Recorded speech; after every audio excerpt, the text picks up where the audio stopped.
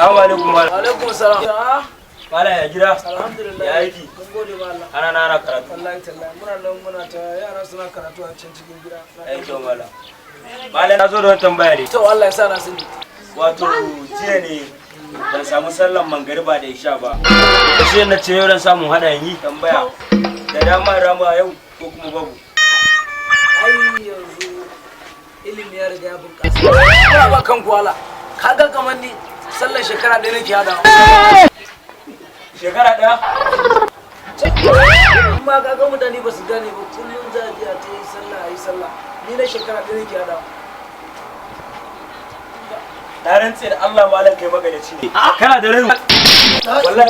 Wallahi kai magadaci ne. Ka kama raina mu wani ka ce da kai shekara ku malamai ku ne masu bata mutane ne. Amma ba su mai da kai kadduwa. Idan ka bada ni mai raka ka ci uwaka. Yaran yanzu ba ku da kunya.